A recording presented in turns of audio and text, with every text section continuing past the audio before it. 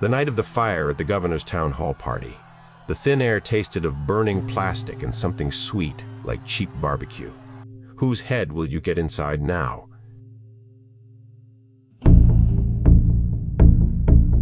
Time, a month before the town hall.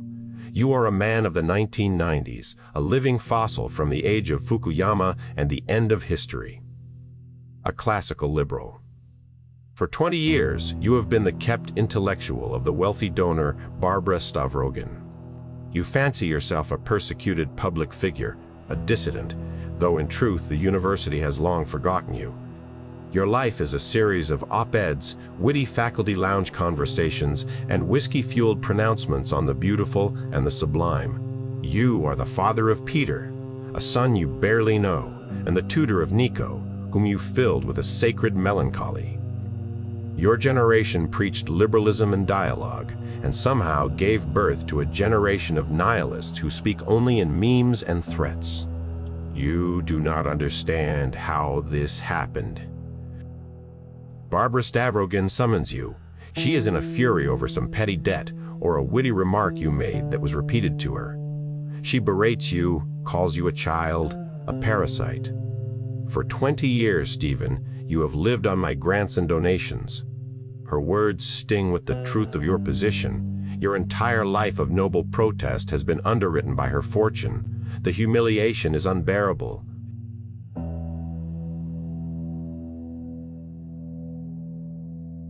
You retreat into your world of books and noble sentiments. The rumblings in the town grow louder. Your son Peter arrives, treats you with sneering contempt, and immediately ingratiates himself with the governor's wife. This is the moment for your confrontation, the clash of the 20th century with the 21st of father against son. Peter enters your office without knocking. He sprawls in a chair, grinning and vaping. "Stephen, Peter, my boy, I didn't expect." "Peter, come, be quiet, no flourishes. I hear you've been raided." "By the police, on my information." "Did it hurt, old man?" His tone is a mix of familiarity and contempt. My heart bleeds for the boy I once knew. Before me sits a monster, a creature of pure, jeering negation. He is my son, and my indictment. "Peter, what have I become?" "I've become the truth, old man. While you were playing at being a liberal martyr on another's money, we were getting ready. Your generation talked. Mine will act." "Stephen, act?" "By destroying, by denying the beautiful and sublime. Shakespeare is more important than student debt, Peter." "Peter, for a kid afford rent, loan forgiveness is more important than Shakespeare. You're all talk, father, you're a living relic." He laughs in your face. "The raid, the humiliation, it was all his doing. Your life's work, your great idea, has given birth to this. The shame is absolute." Time, the day of the town hall. The moment has come. You must speak. You feel it is your last battle, a final stand for the ideals of your generation against the nihilistic tide. You dress with care, a historical figure preparing for his tragic monologue. You walk toward the town hall. The afternoon sun feels harsh, accusatory. It illuminates every crack in the pavement, every sign of urban decay. The town feels alien to you now, its familiar streets warped into something hostile and strange.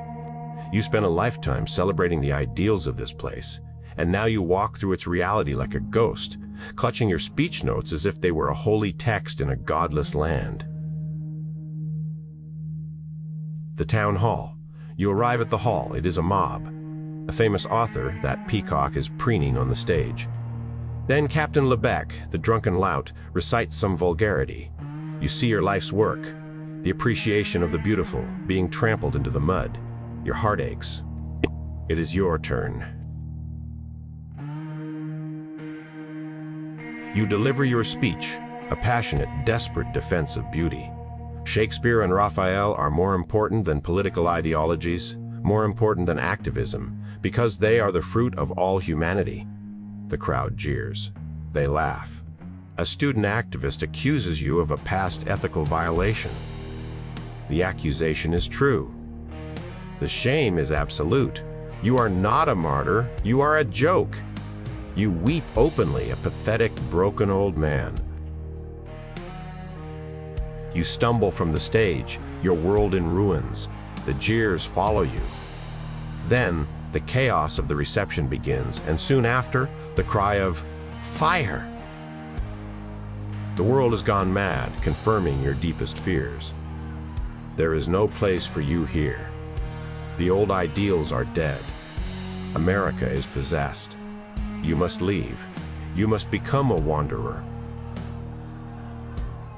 After the disaster of the town hall, you pack a small bag and walk out of town with no destination. You become a wanderer on the American highway.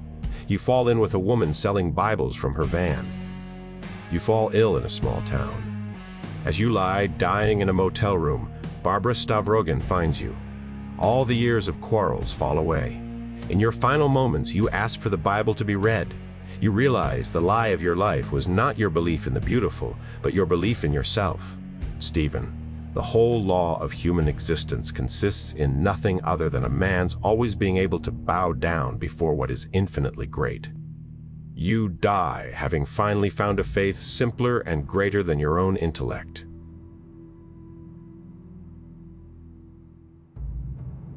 Whose head will you get inside now?